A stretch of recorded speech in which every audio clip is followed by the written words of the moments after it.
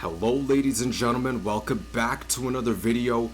We are back on X Defiant. If you happen to hear any background noise that the microphone picks up, I have my AC on currently and I have it blowing air toward me. It's mainly because we're going through a heat wave right now. The New England area has been going through a heat wave throughout the last few days, which I am so looking forward to it ending.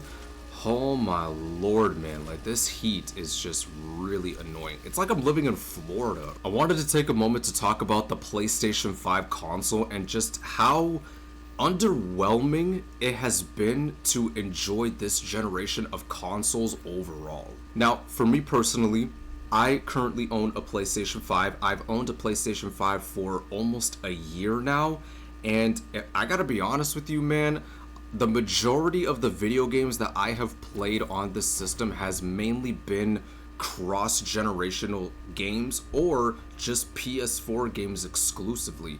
That's mainly been the type of games that I have played on my PS5 all this time. Like, I have a good amount of PlayStation 5 titles in my collection, but even then, only 2 of them are actually made and developed for the PlayStation 5, whereas the other ones are just cross-gen video games. Like, the only 2 video games that I currently have in my PS5 game library that actually takes advantage of the hardware that the PS5 has to offer are Marvel Spider-Man 2 and Ratchet & Clank Rift Apart.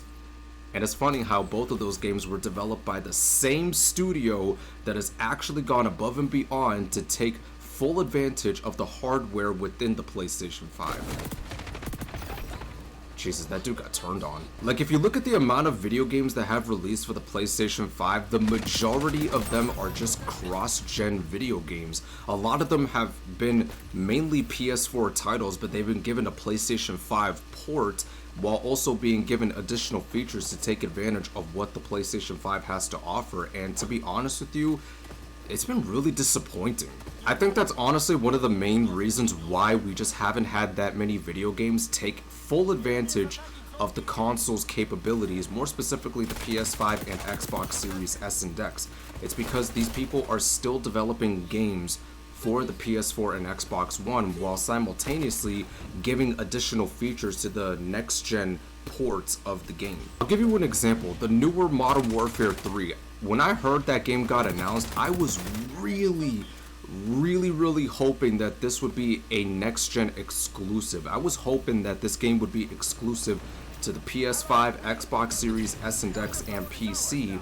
But when I found out that it was going to get released for PS4 and Xbox One as well, I was like, well, there goes another one. How my disappointment ended up increasing when I found out that Black Ops 6 was also going to be getting a PS4 and Xbox One version as well, and it's just like what the hell, man? Like, seriously? And I'm not trying to be disrespectful to any players that are still gaming on PS4 and Xbox One. I am well aware that in regards to PlayStation specifically, last time I checked, there's still about 50 million people who are still gaming on the PlayStation 4, so obviously you can't leave out a large portion of that group.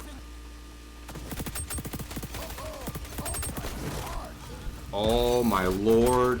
Oh my god, I almost got a quad feed. God damn, dude. But you can also make the argument that those who are still gaming on PS4 and Xbox One, they're probably incapable of saving up some money over time to at least try to afford a next-gen console.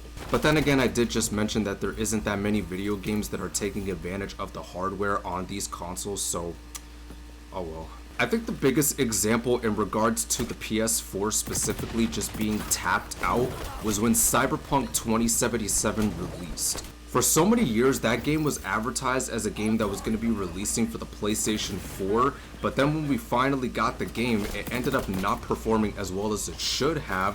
Not only that, but it just looked like it wasn't even made for the PS4 and Xbox One specifically, especially when you take into account that CD Projekt Red, they were being really ambitious in regards to how they wanted to develop that game. But I will give it to CD Projekt Red. They definitely put in a lot of effort to try to make Cyberpunk 2077 playable regardless of which platform that you're on. But even then, even though they did the work, at the same time, it's still not entirely recommended for you to be able to play Cyberpunk 2077 on the PlayStation 4, and even if you still go ahead and play on those systems, you're better off playing on the PlayStation 4 Pro. But when we saw all of that footage of how Cyberpunk 2077 was performing on like the original PlayStation 4 or Xbox One, I think it was very, very clear that these consoles specifically have just tapped out. And you would think that with Cyberpunk 2077, with that game being one of the most hyped games of the last decade, and with how it turned out to be on those systems, you would think that these developers would realize, you know, at this point, we gotta look at this and realize like these consoles are just not worth developing video games for.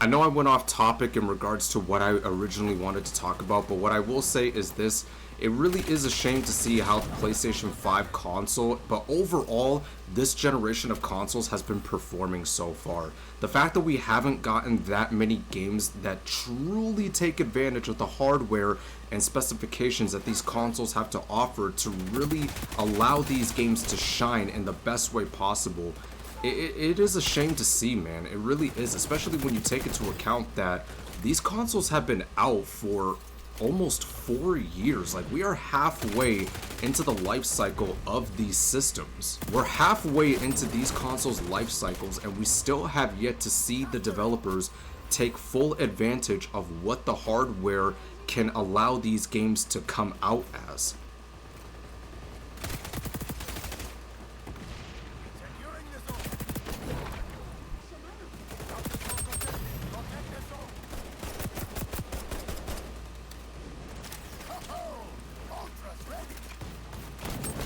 Oh my god!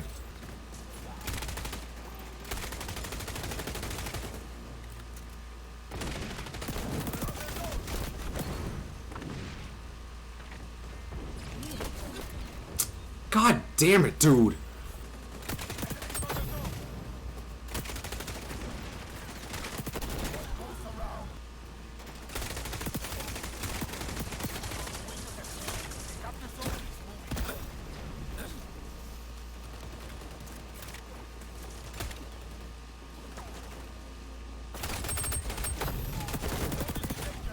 As far as what I'm predicting this console generation will go within the next few years, I honestly don't think we're going to get that many more video games that are solely taking advantage of what the PlayStation 5 and Xbox Series S and X have to offer. I honestly don't think we're going to get that many more video games that take advantage of what these consoles can achieve. And on top of that, I also think more and more people are going to stick to playing PS4 titles. Man, dude, we were so close to winning that game. I know I wasn't going for the objective that much, but hey man, we were still close to winning that game regardless. Jesus, I got 44 kills? That did not feel like I did. Alright.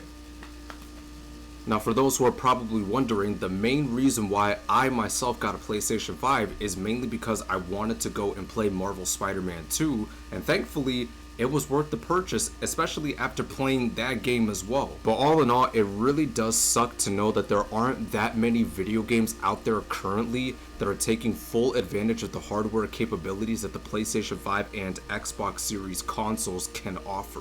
And even if there is, there's just not that many, and especially those that are currently in development right now, we have to wait an awfully long time in order to even experience those games, to even see for ourselves if they truly do blossom on these systems than they would on the likes of the PlayStation 4 or Xbox One. With that being said, I honestly predict that over the next few years or so, we're still gonna get very few video games that are truly developed for these current generation systems, and as a result, a lot of people are still going to be accustomed to playing PS4 or Xbox One titles on their current gen systems or old gen systems, depending on which one that they have, or they might just stick to being on PC.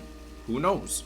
But overall, that's my stance on what I have thought about the PlayStation 5 console generation and just this current generation of consoles as a whole. It is unfortunate that we haven't had that many games truly take advantage of the hardware capabilities of these systems, but at the end of the day, these games, as they get bigger and bigger, they end up taking a lot longer to be developed, and that's just the reality that we're at with gaming nowadays. It is what it is.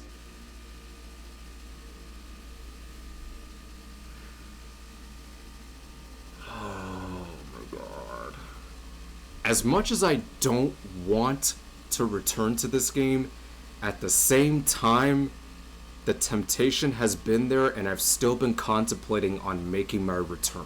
You know what? I'm gonna leave it up to you guys. Would you guys be down to see me do a series where I make my return to Sly Cooper and the Thievius Raccoonus? If you guys are interested, which version would you like to see me play? Would you like to see me play the PlayStation 5 version, or would you like to see me play this game on PCSX2? The difference is the one for PCSX2 is you're going to get far better quality and overall image clarity and so forth. But would you guys be down to see me do a series where I make my return to Sly Cooper and the Thievius Raccoonus? Let me know by leaving a comment down below. You could comment Sly Cooper PS5 or Sly Cooper PCSX2. Whichever one gets the most comments, I'll do a series on it. But let me know in the comments down below. I want to know what you guys have to say. But I also want to know from you guys, what do you make of this current generation of consoles? Are you a fan of what we've been getting so far, or are you disappointed by how many video games we have been getting that have taken advantage of the hardware in these systems? But on top of that, what are you predicting we will see over the next few years in regards to the PlayStation 5 and Xbox Series consoles? Let me know in the comments down as well. I want to know what you guys have to say. But anyways, guys, I hope you enjoyed today's video. If you did, you're more than welcome to drop a like on it. And if you enjoy this type of content, you're more than welcome to hit that subscribe button and that bell notification. But until then, thank you guys so much for watching. It's been your boy Discreet, and I'll catch you in the next video.